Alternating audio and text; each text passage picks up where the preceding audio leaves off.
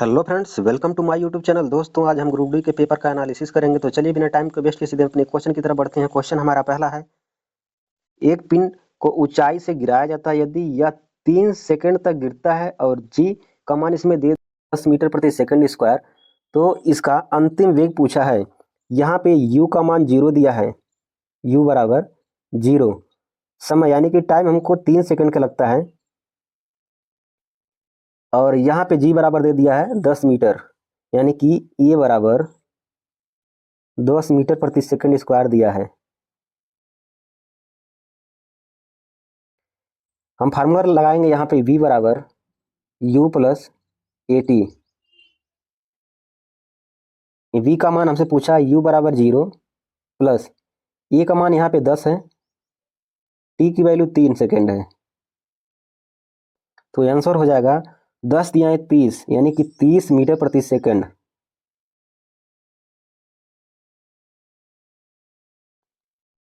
Option A correct हो जाएगा। Question हम 2 देखेंगे। क्वेश्चन नंबर 2 है, साबुन की मार्जक क्रिया में मिसेल की क्या भूमिका होती है? तो यह कपड़ों से तेल और गंदगी के ट्रैप को हटाता है। ऑप्शन डी करेक्ट हो जाएगा। लेंस की शक्ति के रूप में किसे परिभाषित किया जाता है? तो आंसर हो जाएगा मीटर में इसकी फोकस दूरी का व्युत्क्रमानुपाती होता है। क्वेश्चन 4 देखेंगे। क्वेश्चन नंबर 4 है, निम्नलिखित कथनों में से कौन सा सही है? तो आंसर हो जाएगा, किया गया कार्य बल के दिशा के आधार पर धनात्मक या ऋणात्मक हो सकता है। यह करेक्ट आंसर है। क्वेश्चन 5 देखेंगे। क्वेश्चन नंबर 5 है, निम्नलिखित में से किसका उपयोग बिलियन की सांद्रता को व्यक्त करने के लिए नहीं किया जा सकता है? तो आंसर हो जाएगा, बिलियन का आयतन द्रव्यमान प्रतिशत या पॉइंट गलत है, यानी कि जो ऑप्शन सी है गलत है। बाकी इन सबका हम सांद्रता को व्यक्त करने के लिए करते हैं। बिलियन का द्रव्यमान का आयतन प्रतिशत इसको भी व्यक्त करने के लिए करते हैं, और बिलियन का द्रव्यमान द्रव्यमान प्रतिशत यह भी करते हैं, बिलियन का आयतन आयतन प्रतिशत यह भी करते हैं, या नहीं करते हैं। क्वेश्चन हम 6 की तरफ चलेंगे। क्वेश्चन नंबर 6 है, अस्थमा मुख्यतः श्वसन तंत्र के किस भाग को प्रभावित करता है? तो आंसर हो जाएगा ब्रोकी। ऑप्शन सी करेक्ट हो जाएगा। क्वेश्चन 7 देखेंगे। क्वेश्चन नंबर 7 है, निम्नलिखित में से कौन सी धातु सक्रियता श्रेणी के मध्य में निष्कर्षित की जाती है? तो आंसर हो जाएगा लोहा। क्वेश्चन नंबर 8 देखेंगे। क्वेश्चन नंबर 8 है, जब मुद्रित सामग्री पर एक मोटी कांच की पट्टी रख दी जाती है तो अक्षर उभरे हुए दिखाई देते हैं। यह किसके कारण होता है? तो प्रकाश के अपवर्तन के कारण। ऑप्शन ए करेक्ट हो जाएगा। क्वेश्चन 9 है, जब जल और पोषक तत्व उपलब्ध होते हैं तो शैवाल डैश प्रक्रिया द्वारा तेजी से वृद्धि करते हैं और गुणित होते हैं। तो आंसर हो जाएगा खंडी भवन द्वारा। क्वेश्चन हम नेक्स्ट देखेंगे। क्वेश्चन नंबर अगला है 10वां, क्या होता है जब जिंक की छड़ को जलीय कॉपर सल्फेट विलयन में रखा जाता है? तो आंसर हो जाएगा, कॉपर की जो सल्फेट की विलयन का नीला रंग फीका पड़ जाता है। ऑप्शन बी करेक्ट हो जाएगा। निम्नलिखित में से कौन सा कथन सही है? कथन पहला हमारा है, विभवांतर को वोल्ट में मापा जाता है, 1 वोल्ट 1 न्यूटन प्रति कूलाम के बराबर होता है। या इसका दूसरा पॉइंट गलत है, पहला पॉइंट सही है, विभवांतर को वोल्ट में मापा जाता है। ऑप्शन ए करेक्ट हो जाएगा, ऑप्शन बी करेक्ट हो।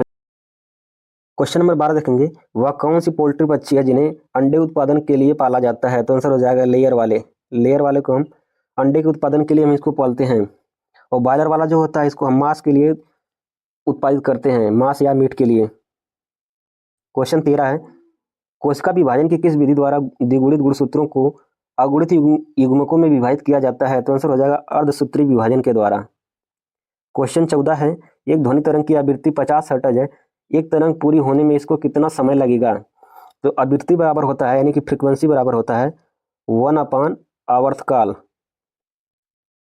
हमसे टी पूछा है तो हो जाएगा टी बराबर 1/f, यानी एफ की वैल्यू दिया है 50, 50 से मल्टीप्लाई करेंगे तो 0.002 सेकंड हो जाएगा। निम्नलिखित में से कौन सी जीवन प्रक्रिया प्रजातियों में विविधता लाने के लिए महत्वपूर्ण है? आंसर हो जाएगा लैंगिक जनन। क्वेश्चन हम 16 देखेंगे। क्वेश्चन नंबर 16 है, वाक प्रकार्यात्मक समूह जिसमें ऑक्सीजन विषम परमाणु नहीं होते हैं? तो आंसर हो जाएगा हेलोएल्केन। क्वेश्चन 17 है, निम्नलिखित में से कौन सा कथन स्थिर अनुपात के नियम का सर्वोत्तम रूप से वर्णन करता है? तो आंसर हो जाएगा, किसी रासायनिक यौगिक में समान तत्व सदैव द्रव्यमान के समानुपाती होते हैं, अनुपात में होते हैं। क्वेश्चन 18 है, निम्नलिखित में से कौन सा एक समान वृत्तीय गति का एक उदाहरण प्रस्तुत करता है? तो आंसर हो जाएगा नियत चाल से घूर्णन करती पंखे की ब्लेड। क्वेश्चन 19 देखेंगे। क्वेश्चन नंबर 19 है, निम्नलिखित में से कौन सा पादप ऊतक प्रकाश संश्लेषण करता है? तो आंसर हो जाएगा हरित ऊतक। क्वेश्चन 20 देखेंगे, एक कुंडली का प्रतिरोध 44 ओम है। यदि इसे 220 वोल्ट की आपूर्ति से जोड़ा जाता है तो कुंडली द्वारा खपत की गई शक्ति आप बताएं। इसको आप लोग होमवर्क करिएगा, SW में लिख लीजिएगा, इसका आंसर आप लोग बताइएगा। क्वेश्चन हम 21 देखेंगे। क्वेश्चन नंबर 21 है, पृथ्वी की परिक्रमा एक वृत्तीय पथ पर नियत गति से करने वाले उपग्रह की गति एक समान वृत्तीय गति का एक उत्कृष्ट उदाहरण है। इस गति का कौन सा गुण उसके त्वरण के शून्य होने से रोकता है? तो आंसर हो जाएगा गति की दिशा प्रत्येक बिंदु पर निरंतर बदलती रहती है, अर्थात वेग अपरिवर्तित हो रहा होता है। क्वेश्चन 22, क्वेश्चन नंबर 22, क्या होता है जब एक नेफ्थलीन बाल को खुली जगह में धातु की प्लेट में जला दिया जाता है? तो आंसर हो जाएगा यह धातु की प्लेट काले कजली निक्षेप के साथ पीली ज्वाला के साथ जलता है।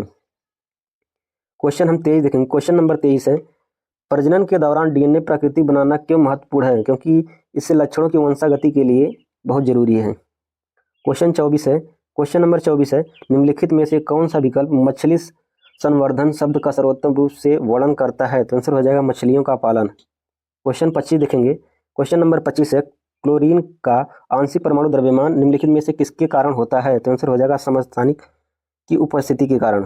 दोस्तों, कंटेंट हमारा अच्छा लगा है तो चैनल को सब्सक्राइब जरूर करिएगा, लाइक करिएगा। धन्यवाद।